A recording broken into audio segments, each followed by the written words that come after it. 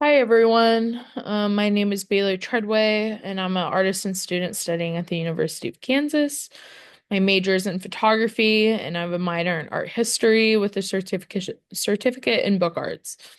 I've been creating for as long as I can remember, but the really formative years have been in college, first at the Savannah College of Art and Design in Savannah, Georgia, then at the University of Kansas. Before I go into Ouroboros, my most recent body of work, I want to give you some background.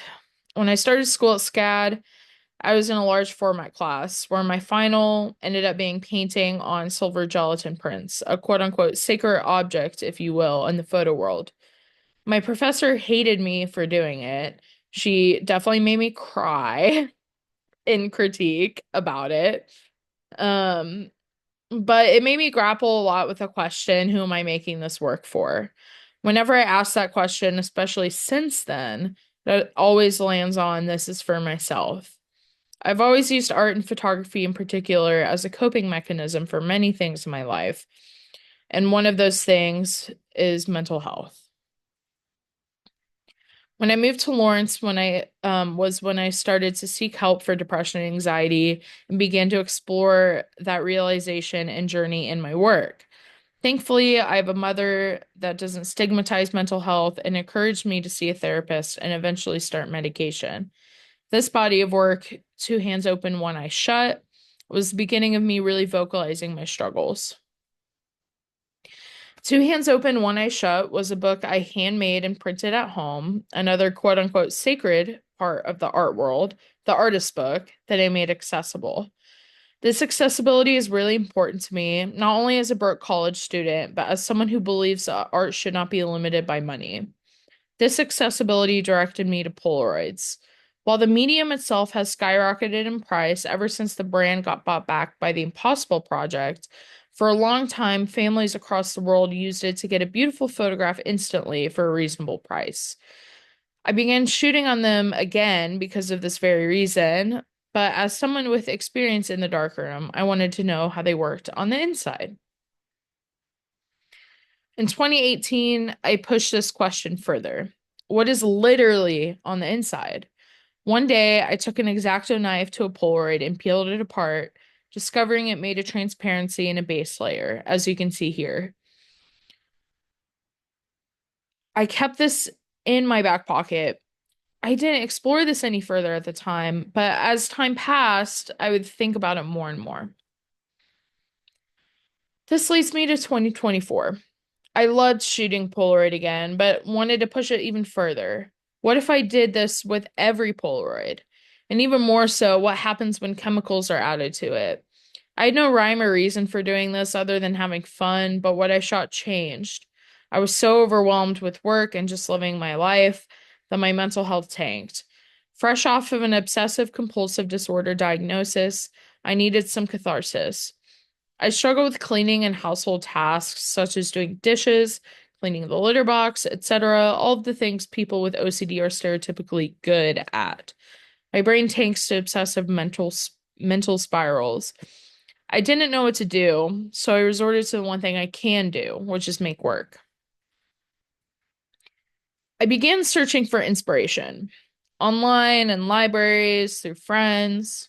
Nan Golden, pictured here, has always inspired my work. Her work, pictured here, I should say, has always inspired my work, specifically her body of work, The Ballad of Sexual Dependency. I'd never seen someone use the photographic medium in such an emotionally vivid way. Her photographs show an eye for a light that mimicked my own and what I noticed during the day, but also the sensitivity that wasn't formal at all. I feel like I'm reading her personal diary when I look at her work, and when I saw it for the first time alone in a library, I sat and cried. Her aesthetics and most importantly, her vulnerability is something that parallels my work in ways I wasn't conscious of, but now strive towards. Here's another spread from The Ballad of Sexual Dependency, it's one of my favorite ones.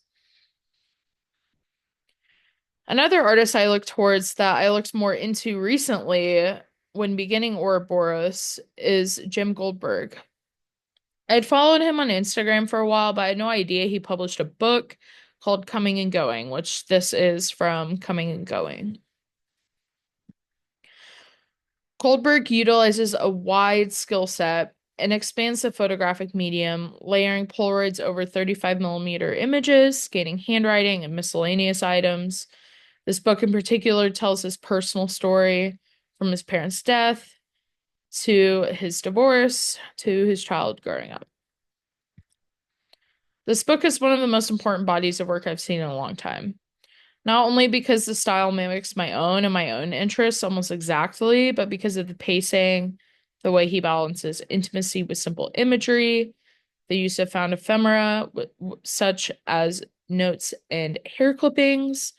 It's all super, super magical to me.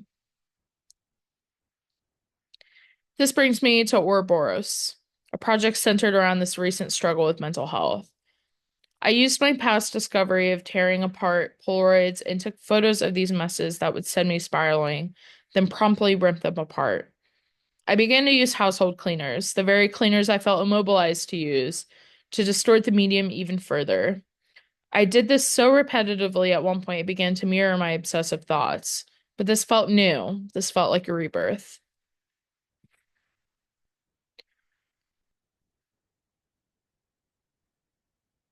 Here's some images. You can see some of the transparencies that were created. The project itself is 64 Polaroids all lined into a grid on lifted plexiglass. The sheer volume of the Polaroid is meant to overwhelm the viewer, much like my mental health overwhelms me. The plexiglass is meant to show the transparencies as the emulsion, when paired with oven cleaner in particular, begins to act as fabric, an effect you cannot see unless held up to the light or lifted from a surface. Some more distorted Polaroids. This is the spread of the 64 images. It's not on the plexiglass yet. We're installing on Saturday. So I don't have an image of that, but this is a mock-up of everything that I've created. The name Ouroboros itself originates in Greek and Egyptian mythology. However, it's found in many cultures. It depicts a snake eating its own tail, signifying death, rebirth, cyclical infinity, wholeness, and destruction and creation. My depression, both triggering and triggered by my OCD, feels like a death, but cleaning and other coping mechanisms, such as this project, feel like a rebirth. Ouroboros is a physical manifestation of all of these qualities, and it signifies a beginning and an end. Thank you.